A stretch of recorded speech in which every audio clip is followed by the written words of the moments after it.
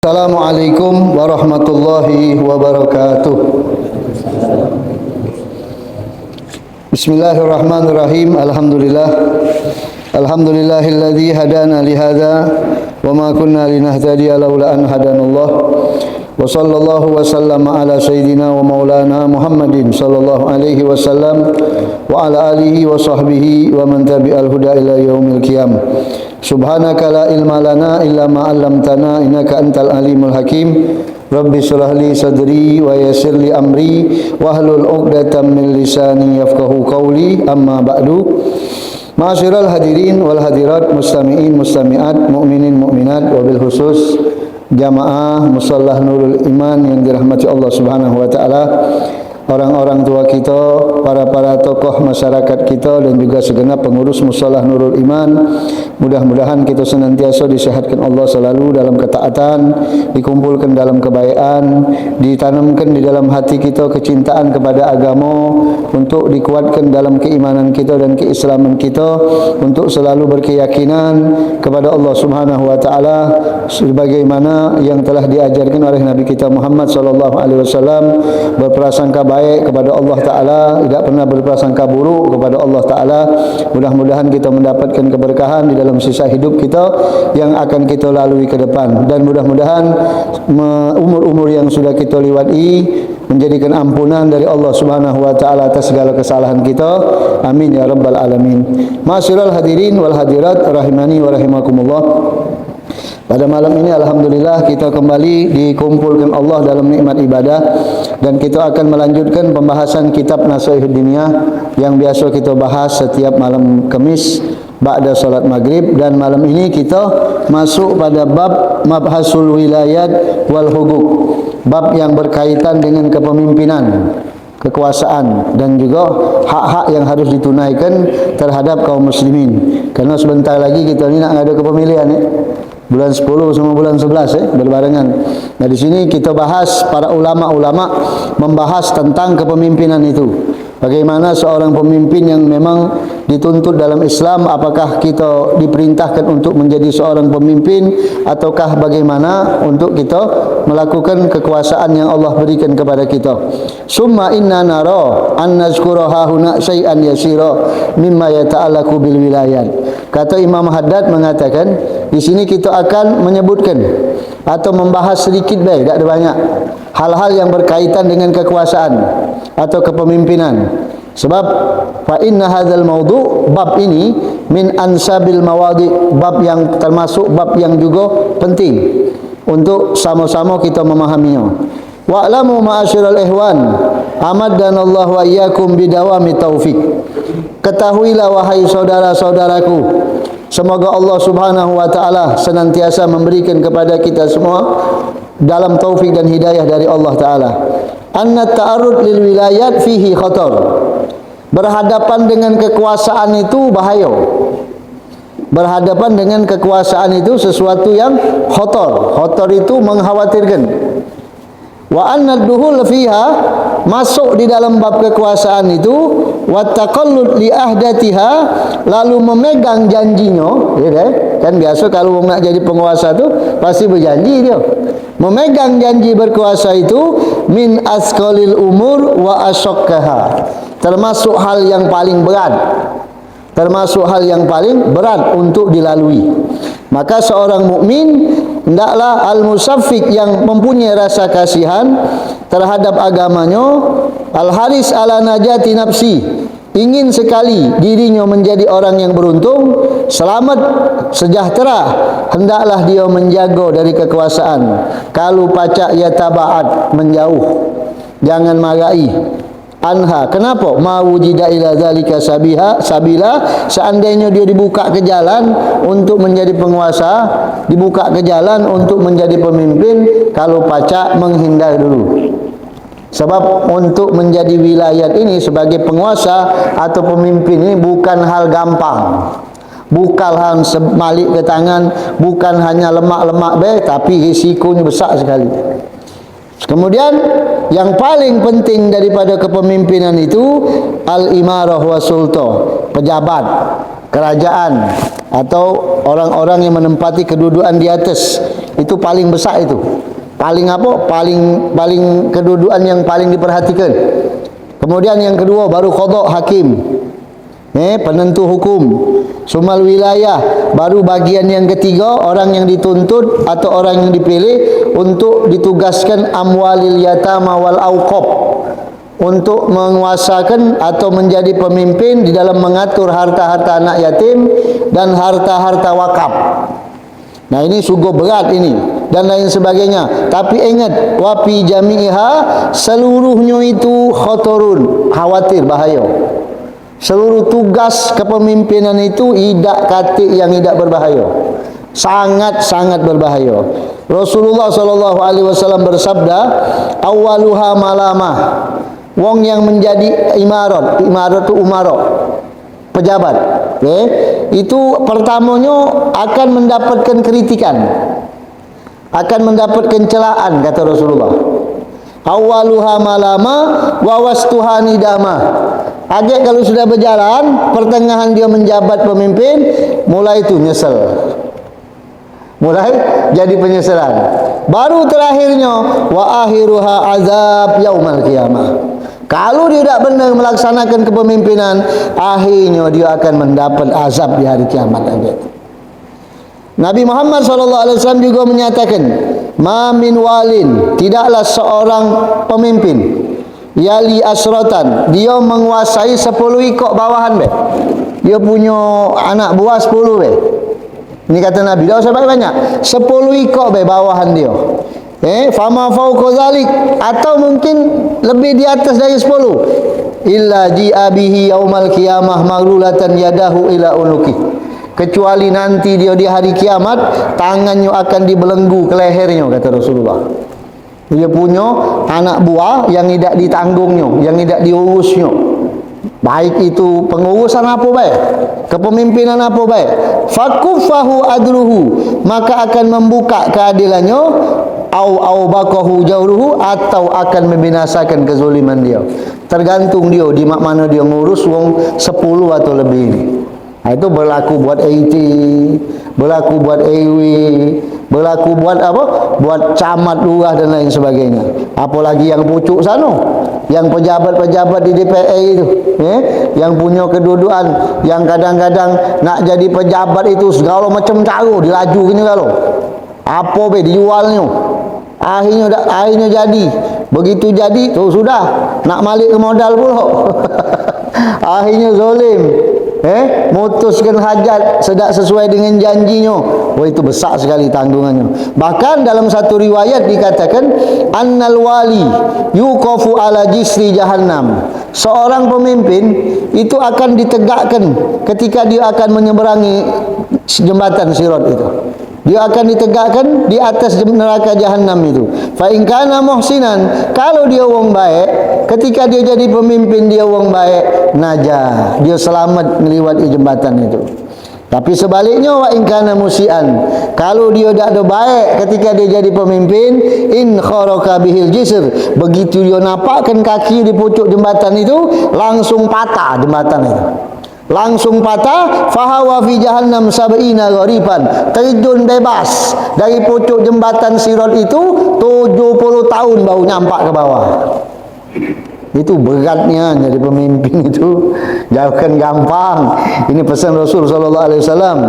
Makanya Rasulullah sallallahu alaihi wasallam itu sangat mewanti-wanti untuk jadi pemimpin.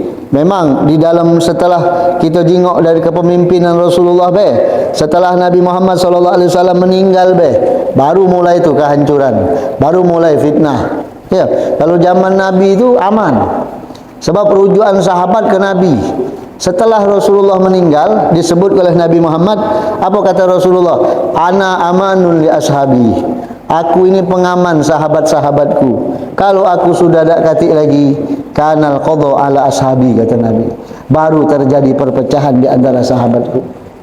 Makanya waktu Rasulullah meninggal itu, para sahabat kuat nunjuk Sayyidina Abu Bakar Siddiq. Memang sempat terjadi perselisihan, sebab masing-masing kelompok di waktu itu ingin menjadikan kelompoknya kepala ergunya untuk menjadi pemimpin. namanya khilafah. Dari sahabat Ansor nunjuk sebulan, dari sahabat Muhajirin nunjuk sebulan. Tempat terjadi perisihan, akan tetapi tidak seperti yang ada kemarin. Maaf, anak dengar di YouTube ada kepala apa lagi ceramah depan polisi. Dia mengatakan Sayyidina Umar sama Abu Ubadah tu berbala, beributan waktu ngambil kepemimpinan. Bahkan disebut ini kitabnya pula, Tarikhul Khulafa katanya. Dicari tak kati, dusta itu. Berani-berani kan dia ceramah depan polisi. Atau anak tengok langsung itu diprotes oleh para ulama itu, dusta. Tak kati di dalam kitab yang disebutkannya itu kejadian yang dia ceritakan itu. Seakan-akan ngadu domba antara sahabat Rasulullah. Memang benar ada persisihan paham. Akan tetapi mereka sepakat nunjuk Sayyidina Abu Bakar Siddiq radhiyallahu anhu untuk menjadi khalifah. Makanya kita kalau sudah berbicara masalah zaman Rasulullah, zaman khalifah, tidak usah melo-melo. Kata ulama mengatakan wa ma jara bainas sahabi naskutu minhu wa ajrul ijtihadi nusbitu. Apa yang terjadi di antara sahabat tu lebih baik kita diam. Sebab mereka tu masing-masing mendapatkan pahala ijtihad. Yang salah dapat satu, yang benar dapat dua. Mereka ijtihad, tahu tak ijtihad? Contohnya ijtihad cak ini. Kalau tak salah Muaz bin Jabal atau siapa Ammar bin Yasir itu pernah melakukan perjalanan. Tiba-tiba di tengah jalan ketiduran, akhirnya junub. Junub tahu junub? Mimpi basah. Begitu terbangun, nyari banyu dak katik. Tayanya tayamum. Dipikirnya tayamum itu mandi di debu. Kalau mandi biasa kan dengan banyu, dikupak-kupaknya lah debu tadi. Pecah bebek pecah bebek itu, ngubek sana. Itu namanya ijtihad. Itu ijtihad sahabat namanya. Ijtihad itu kerana dia belum paham, dia ngembek jalan tengah. Daripada tidak sama sekali, maka diijtihadkan. Nah, itu boleh pahala. Di zaman itu, kalau sekarang kita lah paham. Tak mungkin kita nak mandi juga debu. Tayamum itu sama hadas besar hadas kecil, cukup masuk wajah sama masuk tangan sampai ke siku selesai. Tidak perlu nak gabak bubuk cak kebu itu mandi. Makanya di sini ijtihad. Oleh sebab itu kalau sahabat terjadi khilafah, terjadi perbedaan paham, kita dah usah melo-melo. Sana gitu, bukan. Mindu gitu, bukan. Sudah tu nyala ke sikok pula. Nyala ke yang ini yang benar. Kita tidak. Nah seperti itu. Jadi kepemimpinan itu berat. Dari zaman Rasulullah itu juga Masya Allah. Sayyidina Abu Bakar itu cuma 1 tahun lebih. Tidak lama jadi khalifah. Jambung Sayyidina Umar itu ada tugas yang mereka masing-masing lakukan. Nabi Muhammad SAW itu bersabda, man ju'ila qadiyan, apalagi jadi hakim. Oh, jadi hakim itu jangan main-main. Besarnya tanggungan dosanya. Sampai Nabi mengatakan, barang siapa yang dijadikan sebagai seorang hakim, faqad zubiha bi ghairi sikin, sama be dia telah disembelih tanpa maki ladi. Saking dahsyatnya jadi hakim itu. Jangan kepengin anak kita jadi hakim. Ya, dah usah kita pengen dia jadi hakim. Sebab banyak contoh ulama dulu untuk tidak menjadikan anak cucunya jadi hakim. Termasuk Habib Abdullah Haddad ini. Waktu datang mantunya ngawak anak cucunya lagi hamil, datang ke beliau. Beliau seorang wali kutub. Datang minta doakan supaya anak ni jangan jadi hakim. Kata Abu Abda, aku sudah minta sama Allah, aku doakan dari dulu. Tidak katik satu keturunanku yang mudah-mudahan tidak jadi hakim dulu. Aku minta sama Allah Ta'ala. Beratnya jadi hakim. Jangan kita mikir ke dunianya baik. Ya kalau dunia duit sebanyak-banyaknya, macam itulah duit. Berat hukumnya itu. Kemudian dalam satu riwayat Nabi mengatakan, man qadha bil jahli, barang siapa yang menghakimi dengan kebodohan, fahuwa finnar, dia tempatnya di neraka. Wa man qadha bil jaur, barang siapa menghakimi dengan kezaliman, fahuwa finnar, dalam neraka juga kata Rasulullah. Wa man qadha bil adl, barang siapa menghakimi dengan keadilan, fahariyun ayyanju kafafa, pantas dia selamat di tepinya baik. Selamatnya di tepinya baik. Ayu la lahu wala alih, artinya tidak untuk dia dan tidak katik dosa pahala untuk dia, tak katik dosa untuk dia. Kalau kita menghakimi dengan adil baik, tengah-tengah masih tidak full, bayangkanlah istilahnya tu tak katik pahala, tak katik dosa buat dia. menjadi hakim itu. Berat jadi hakim itu. Nah, jadi mana kesimpulannya? Kesimpulannya fal bu'di minal wilayat huwal hazmul walladhi yanbaghi. Kalau pacak jauhi dari kepemimpinan itu. Kalau bisa jauhi awal hazmu, itulah yang menjadi ketentuan kita dan itulah yang pantas. Kemudian seandainya kita dicoba Allah, ada seorang hamba dicoba Allah untuk jadi pemimpin. Falyarib ma lillah alaihi fiha wa ma li ibadihi. Mak mana cara dia? Pertama, dia kenallah Allah. Kemudian kenallah hak-hak hambanya. Zaman Sayyidina Umar jadi khalifah, zaman Sayyidina Umar jadi Amirul Mukminin, itu Sayyidina Umar kalau udah masuk pasar marah sama orang pasar. Jangan jualan di pasar kami kecuali ngerti agama dulu. Sebab orang yang tak ngerti agama pasti makan riba, pasti maling timbangan, pasti berkhianat. Zaman Sayyidina Umar tidak bolehnya zaman Sayyidina Umar. Orang yang berjualan itu tak ngerti agama. Belajar dulu agama supaya paham. Sebab kenapa? Sekali lagi kata Sayyidina Umar, jangan jadi pemimpin kecuali paham dulu dengan hak-hak Allah dan hak manusia. Kenapa? Sebab kalian kalau tidak ada belajar dulu, ketika kalian sudah jadi pemimpin, mana lagi waktu belajar? Ngomong baik. Agak kalau aku jadi ini, aku nak hadir majlis, katik-katik bucunya. Ya, bucu habis dulu, ada bucu. Mana tu darat, metunya ke bucu. Ini nak katik lagi bucu. Mana ada lagi lapangan lagi katik lagi saya. Kalau dulu masih ada bucu. Tak katik bucunya lagi kalau sudah jadi pemimpin. Ta'allamu qabla an tusayyidu. Jadi belajarlah kalian sebelum kalian jadi pemimpin, kata Sayyidina Umarnya. Sebab kalau kalian sudah jadi pemimpin, tak mungkin lagi ada waktu untuk belajar. Sedangkan kalian dituntut untuk berlaku adil. Kalian tak mungkin lagi sempat besar kelakar kalau aman sudah jadi pemimpin. Aku kalau sudah tak usah ke pemimpin, datang ke ustaz, doa ke ustaz. Ngapa? Supaya anak dapat jodoh pengantin. Ngapa? Kalau anak pengantin anak nak rajin lagi majlis, apa dia? Pas pengantin hilang.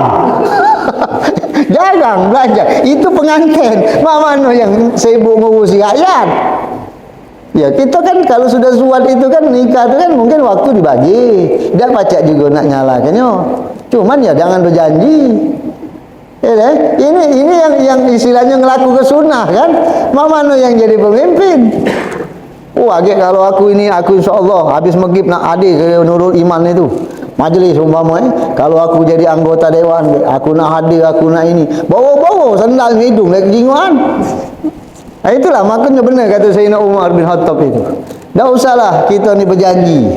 Sebab janji itu hutang. Kita kalau ngingkari janji, apalagi makin sumpah, lagi ditebus dengan puasa. Tak boleh. Nah, itulah.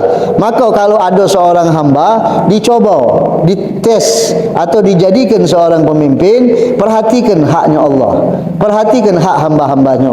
Kemudian bersungguh-sungguhlah ngangkat narik lengan bajunya fil wafa untuk menepati janjinya, untuk melaksanakan tugasnya, mengamalkan melakukan apa yang memang diwajibkan untuk dia.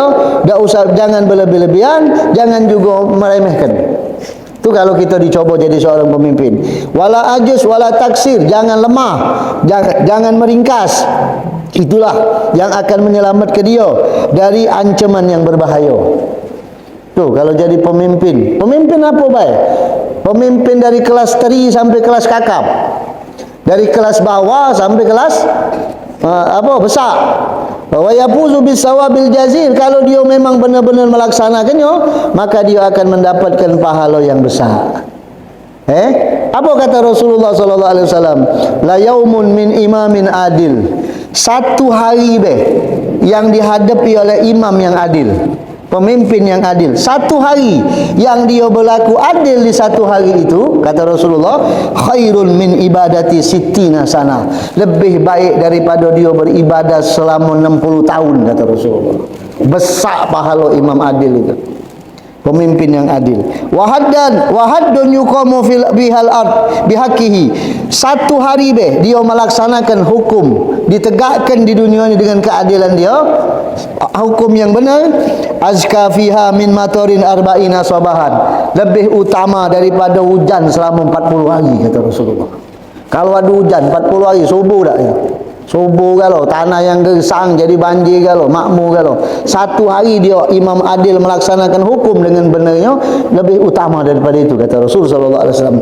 Bahkan dalam satu riwayat disebut oleh Nabi Muhammad, annal imam al adil, seorang imam pemimpin yang adil, mustajabat doa, doanya dikabulkan Allah taala.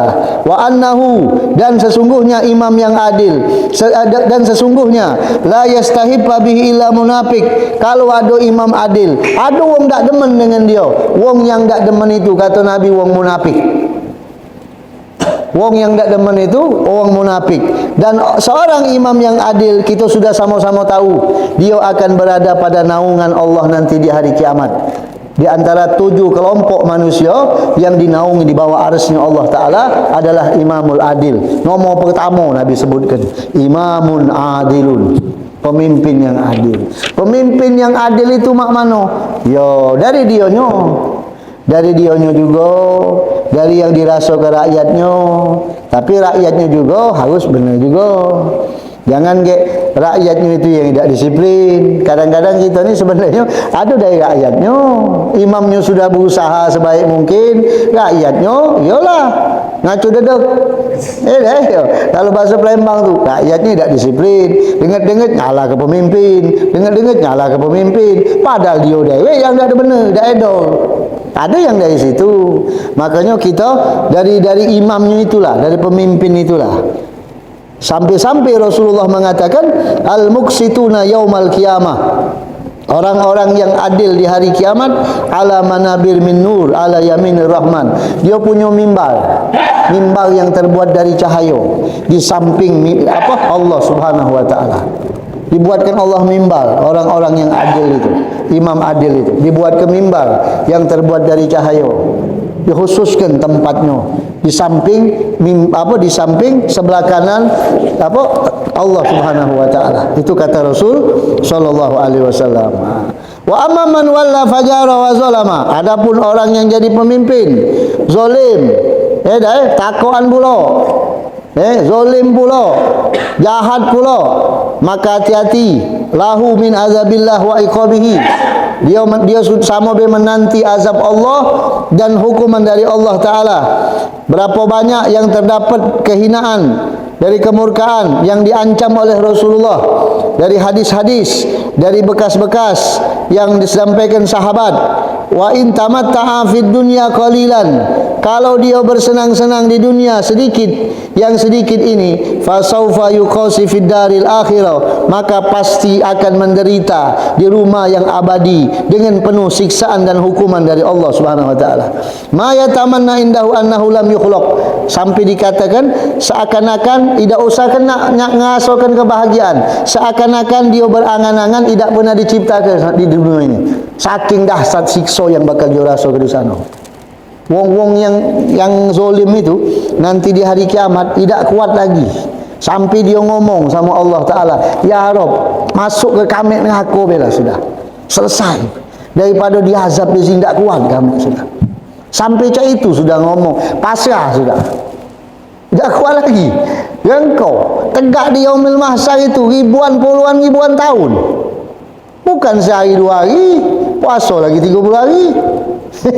Puasa sebulan, ini ribuan tahun tegak di padang mahsyar itu, telanjang pula, tak ganti baju, telanjang bulat, tidak bersunat. Iyo, kita kayak gini bangkit di akhirat, sama seperti kita dilahirkan. Kita lahir tidak bersunat, dalam keadaan telanjang, itulah kita dibangkit di hadapan Allah gitu. Sebagaimana kita dilahirkan. Makanya orang-orang yang tidak adil, yang zalim itu seakan-akan mereka tu dah usah diciptakan, sudah habis kami selesai. Ya laitani kuntu turaba, itu jadi abu sudah habis, tak kata urusan. Kalau model kita ni tanggung jawabnya banyak. Dari kita ni tanggung jawabnya banyak di hadapan Allah Taala. Itu Walam yakun syai'an mazkura. Sudahlah, seakan-akan tak usah disebut habis ceritanya, kelar. Dalam satu riwayat Nabi Muhammad pernah berdoa, Allahumma man waliya min amri ummati. Ya Allah, barang siapa yang diberi kepercayaan untuk menjadi memimpin umatku, syai'an, sesuatu, fasaqqa, lalu dia memecah belah alaihim, terhadap umatku, fasfuk alaih, hancurkan dia ya Allah, pecah belah dia ya Allah. Wa man rafaqa bihim, dan barang siapa yang berlemah lembut untuk memimpin umatku, farfuq bihi, lembut dia ya Allah. Itu doa Rasulullah buat pemimpin yang baik sama pemimpin yang zalim. Kemudian dalam riwayat Rasulullah juga bersabda, ma min walin yamutu yauman yaum, tidaklah seorang pemimpin dia mati pada satu hari, yamutu ghasan, mati dalam keadaan menipu rakyatnya, illa haramallahu alaihil jannah, kecuali Allah haramkan surga buat dia. Haram surga masuk. Berarti kalau sudah diharam ke surga itu pacak selama-lamanya juga surga. Bengep kita kalau selama-lamanya, kalau numpang duduk tak apa-apa. Makanya kata ulama itu, kalau seandainya ada suara ngomong di dalam surga itu, suaranya ngomong macam ini, wahai penghuni surga, tinggallah kalian di dalam surga selama 100 juta tahun. Itu orang surga nangis galau, sedih. Ngapa? 100 juta tahun itu kan pasti berlalu, lama kelamaan habis waktu itu. Sedih wong neraka itu, wong surga itu. Ngapa? Tidak selama-lamanya. Itu. Kalau seandainya di neraka diteriakkan, ya dah, wahai penghuni neraka, tinggallah kalian dalam neraka 1000 tahun, 100 juta tahun. Senang dia. Wong neraka tu senang. Ngapa? Bakal metu berarti. Dari neraka. Makanya kalau sudah masuk surga tu dikunci langsung. Dah kata lagi istilah metu. Kalau masuk surga tidak kata lagi metu. Kalau masuk neraka ada bagian keluarnya, cuman turun terus. Wong yang masuk neraka tu turun terus setiap hari, tak kata naik. Semakin terbenam dia. Tergantung nyampe ke mana neraka yang dia capai. Kalau umpama dia dapat pertengahan, dia nyesal taubat, pacak diangkat dipindahkan ke surga. Tapi kalau orang surga, masuk surga tak kacik turun lagi. Mulai start masuk, ibarat kita masuk pondok pesantren. Ada yang pernah mondok tak? Kalau masuk pondok itu kan dites. Diterima di kelas berapa? Iya, kalau masuk pondok. Begitu masuk pondok dia dites, pacak ngaji dah. Pacak apa? Pacak nulis Arab dah. Pacak apal ini dah. Kalau umpama pacak galau, oi kau masuk kelas 3. Nah, berarti kalau umpama tamatnya kelas 6, 3 tahun berarti di situ. Kalau umpama dak pacak galau, ya sudah dari kelas 0, kelas jebot. Kelas 0 kecil. Jadi mana? Ya sudah 6 tahun, 7 tahun. Tapi tak jadi masalah, yang penting masuk pesantren. Dalam surga cak itu, naik terus. Hebatnya kan? Nah, kalau kita masuk neraka, sudah seakan-akan tak pernah lagi diciptakan Allah Ta'ala. Nah, kemudian apa dia kewajiban seorang pemimpin? Fa'alaika ayuhal wali al-muwafaq binasri ra'iyatika. Seorang pemimpin itu hendaklah memperhatikan nasihat atau memberikan nasihat kepada bawahannya. Jangan diam baik diunjuk nasihat. Kita juga sebagai bawahan harus nuruti nasihat daripada pemimpin kita. Islam juga tidak mengajarkan, tak kata dalam Islam mengajarkan menentang pemimpin itu. Dan Islam tidak pernah, apalagi ahli sunnah wal jamaah, tidak pernah mengajarkan nyabut pedang melawan pemerintah, tidak pernah. Walaupun zolimlah pemerintah, selagi dia Islam. Bahkan di dalam hukum zakat, kita ngeluarkan zakat ni, kita tahu yang bagian ambil zakatnya wong zolim. Pemerintah tapi zolim, masih boleh kita menunjuk ke dia. Iya, kenapa? Sebab taat dengan umarok tu wajib. Selagi tak, kalau masalah zolim itu urusan dia. Urusan dia dengan Allah. Dia zolim sama kita, dia kena siksa, dia kena azab. Nah, itu seperti itu. Jadi seorang pemimpin nasihati bawahannya. Kita dinasihati, nimo, jangan ngelawan. Cuma nasihat. Nasihat itu kan istilahnya itu kan cuma bahasa yang disampaikan. Kalau mantap di kita, kalau tak mantap di kita, sudah. Artinya mana? Kita tak pacak ngukur badan dia. Kau pacak nasihat ibe, awak juga ngelebang sana ngelebang sini. Tak pacak kita cak itu. Kalau kita cak itu, lalu kita nak nyari siapa yang pacak nasihat kita? Kalau nak nyari wong yang sempurna, mana ada? Ada tak wong sempurna di dunia ini? Hati belek kan kalau sakit mata.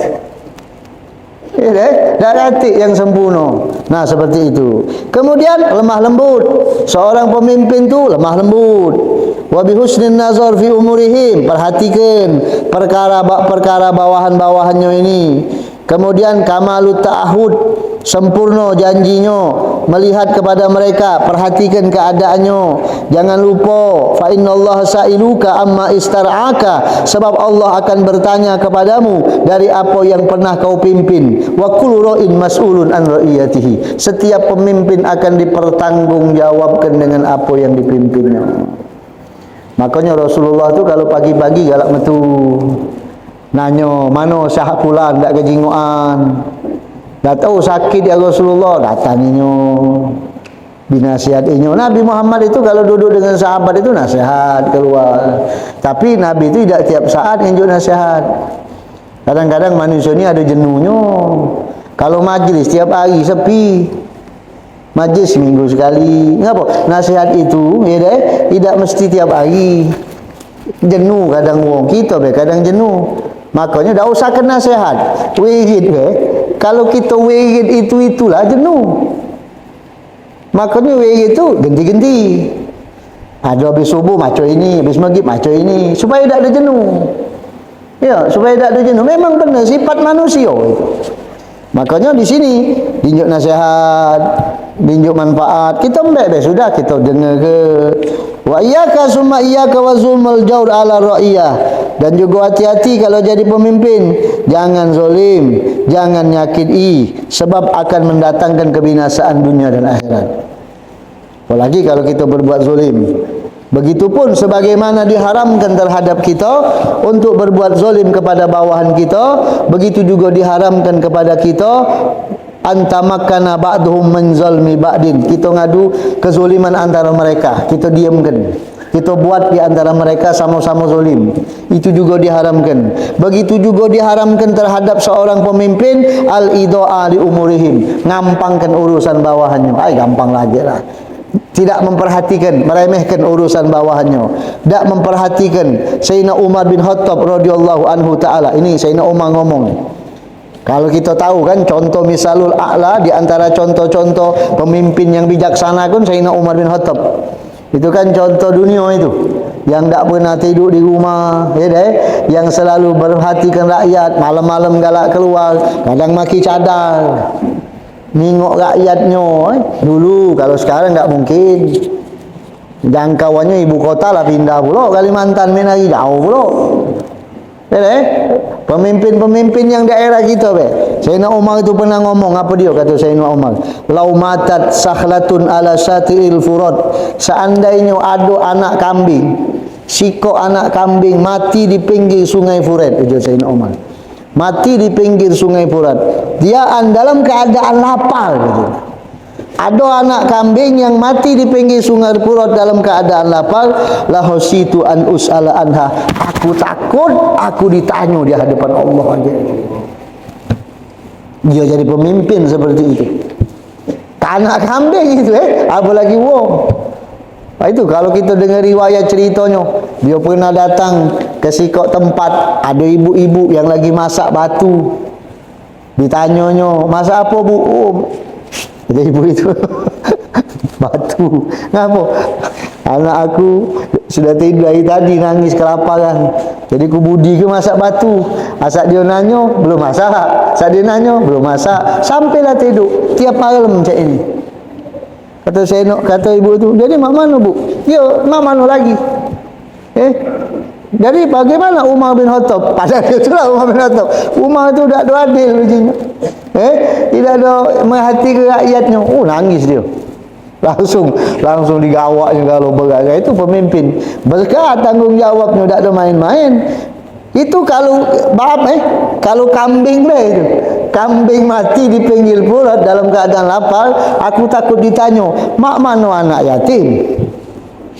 Mak mano jando-jando tua, jando-jando muda yang kanji-kanji tak salah. Jando-jando tua, orang miskin dari muslimin, mak mano yang itu yang mati? Kalau anak kambing lagi dia takut. Itulah Sayyidina Umar itu radhiyallahu anhu taala itu. Beliau itu beliau pernah berkata, ya Rabb, seandainya nanti di akhirat di padang mahsyar ada suara yang memanggil.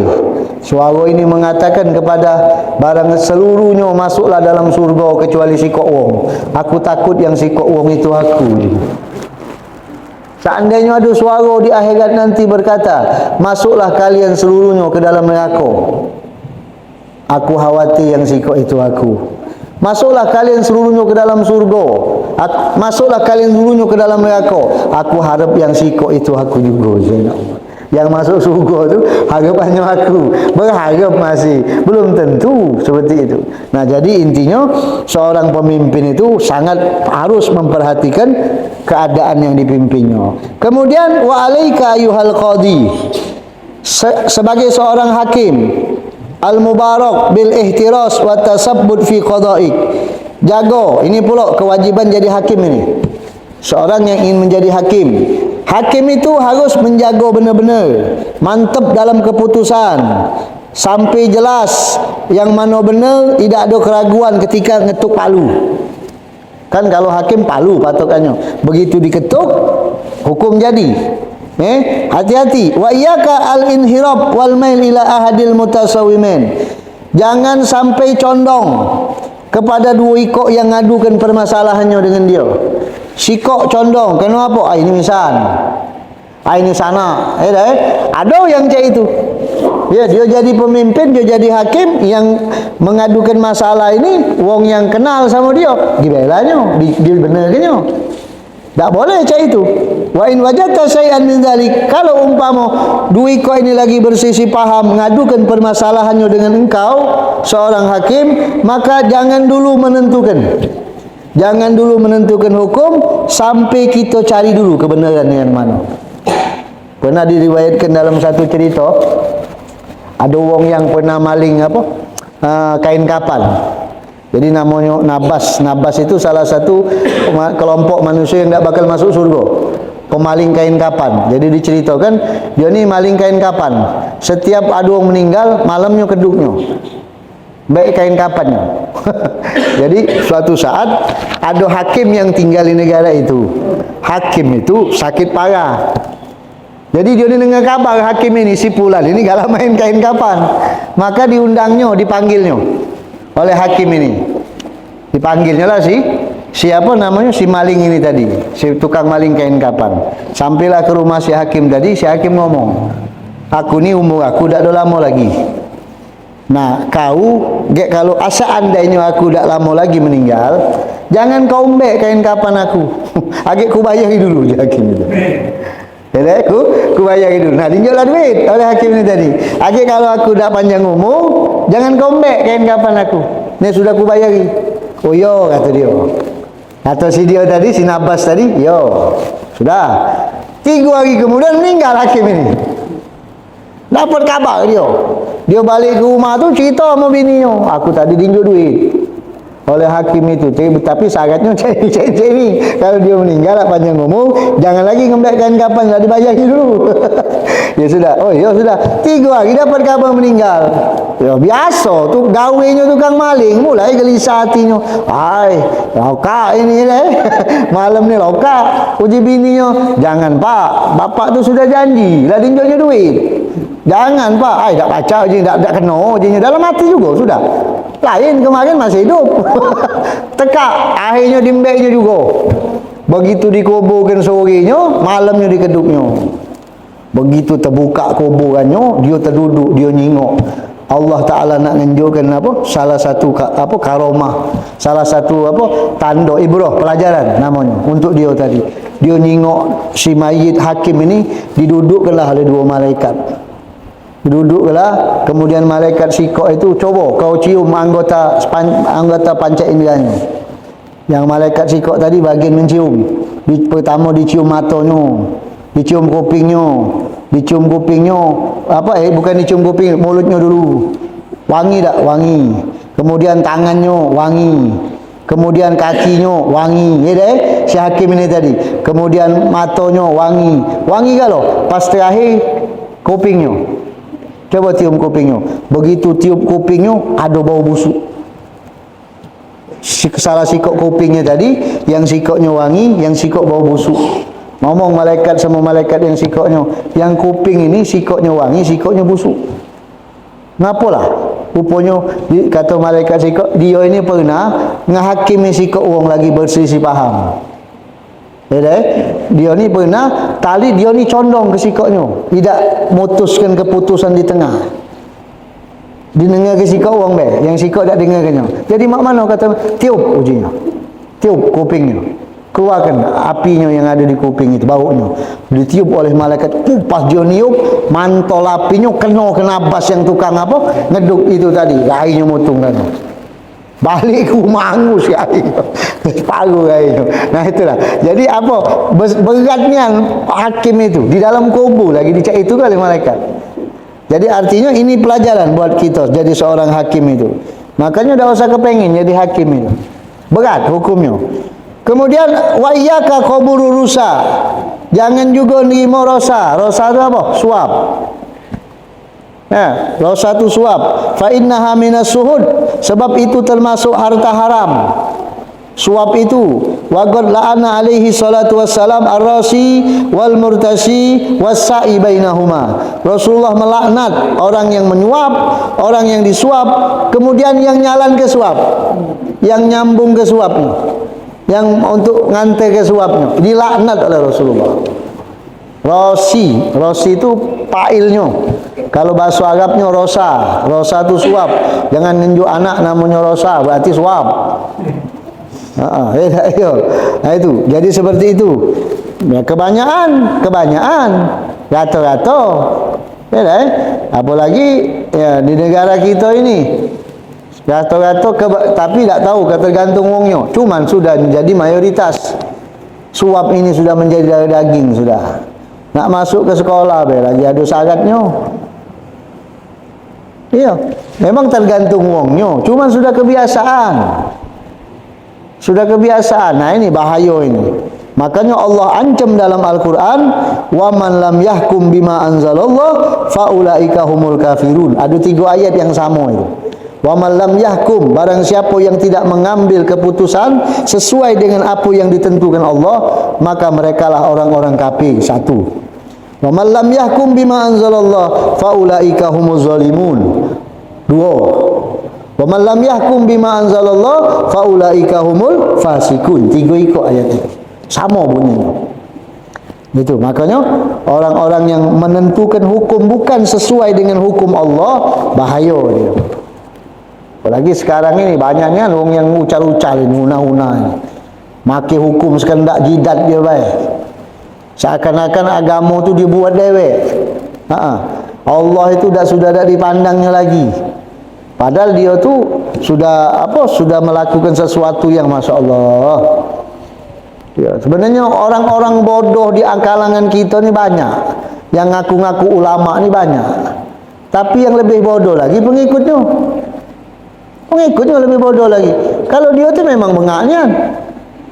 Tak kenal disebut ulama tu kan istilahnya madai. Begini begitu tingkah laku dari penjago gawang neraka. Astagfirullahaladzim. Wajarlah kalau MUI mengeluarkan fatwa sesat. Ada tak? Pernah tak? Ada yang ngomong ke penjaga neraka? Ada tak? Mana ada? Budak ngomong sama malaikat surga. Astagfirullahaladzim. Cobalah kalau orang punya pikiran sehat, tidak mungkin nak melok.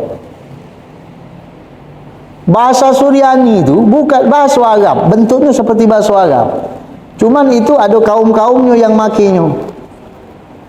Dan juga ada yang bisa Suryani itu. Orang yang ahli Suryani dewek itu mengatakan bahasa yang disampaikan oleh si Fulan ini bukan bahasa Suryani. Itu bahasa nasi gemuk. Sama puasa bubur ayam kalau makan pagi. Yo, tak kata. Nah, di sini kita perhatikan. Banyaknya akhir zaman ini. Orang-orang yang sudah ngembek hukum bukan pada jalurnya ini. Nah, yang jadi bahlul ini, yang jadi bengak ini, uang yang meloknya ini. Sama cerita saham-saham bodong itu Kalau kita larikin ke bab dunia, bicara saham bodong. Oh, nanam duit 100 juta, sebulan 7 juta. Kau mau duduk di rumah. Tak usah ngapo-ngapo. Ini yang lolonyo, yang bengak itu yang meloknya kalau jana. Bukan yang jadi sahamnya. Nah, itulah tadi kita diajarkan oleh Allah dan Nabi-Nya untuk nuntut ilmu tadi. Kalau kita tahu hukumnya, apa dia hukumnya ini? Saham ini. Saham ini kan dalam fikih ada babnya namanya musahamah. Kemudian di dalam fikih juga ada bab musyarakah. Musyarakah itu kerjasama. Syarik, ada apa? Ada syarat-syaratnya, ada apa? Ada ketentuannya. Dah baca kita masing-masing. Nah, di sini tengok disebutkan Allah dalam Al-Quran, orang-orang yang menghukumi sesuatu yang sudah tahu kau main. Apa namanya? Menghukumi sesuatu bukan pada jalur yang Allah berikan. Itulah dia orang-orang kafir, orang zalim, orang fasik. Jadi kita ni alhamdulillah itu ni diselamatkan Allah Ta'ala, didudukkan insyaAllah dengan kita punya niat baik. Kita dah usah berfikir nak pengen panjang ke depan amal kita, sudah. Yang jelas kita jalani syariat syariat kita jalani sebaik mungkin. Dah usah kita menghayal tinggi nak pengen itu pengen ini, maka itulah terjerumus masuk suap, masuk ini. Padahal kita tak tahu, kita tak sadar duit suap itu haram. Makannya haram. Memang yang dimakan bukan duitnya, tak mungkin orang makan duit. Keselak dia. Duitnya tu dijajan ke, dibeli kenapa. Nah, kita tak sadar. Memang kita butuh duit galau, tak kata orang tak butuh duit. Mana ada orang cukup dengan duit itu. Walaupun hartanya lah banyak, butuh duit galau, tak kata orang tak butuh duit. Cuman mana caranya duit yang kita dapat itu halal, tidak terpaksa, tidak maksa wong, tidak apa namanya, tidak subhat, tidak do haram, dan sesuai dengan syariat, dengan gawi yang baik. Itu seperti itu. Nah, inilah hati-hati ni yang jadi hakim. Sebab hakim itu sangat berbahaya. Di zaman Rasulullah itu, di zaman dulu pernah juga diceritakan kan tentang orang yang beli tanah. Dia beli tanah, tak tahu di dalam tanah tu ada harta karun. Yang si kok ini tadi nanda, ngapa? Aku beli tanahnya bukan beli hartanya. Aku nak malik ke? Yang beli tanah tadi, nah lah. Yang nyual tadi, aku nyual teko-teko isinya. Baiklah kau. Saking waroknya duit kok ini. Akhirnya kata hakim tadi, ya sudah, dah usah repot-repot. Kau punya anak betina tak? Ada. Kau punya anak lanang tak? Ada. Kawin ke? Sudah, selesai. Jadi hartanya tunjuk ke anak kamu, kelar gitu aja. Itu hakim adil. Kalau kita katik bucunya macam itu, nak ngelapor macam itu. Nah, inilah insya-Allah, mudah-mudahan Allah Taala jadikan kita hamba yang selalu taat atas segala perintah Allah Ta'ala. Dan insyaAllah masih kita berbicara tentang masalah pemimpin dan orang-orang yang berhak menjadi pemimpin, insyaAllah. Hadani Allah ikum ajma'in. Subhanakallahumma bihamdika asyhadu an la ilaha illa anta astaghfiruka wa atubu ilaik. Wa sallallahu ala sayyidina Muhammadin wa ala alihi wa sahbihi salam. Walhamdulillahi rabbil alamin. Al-afu minkum. Assalamualaikum warahmatullahi wabarakatuh.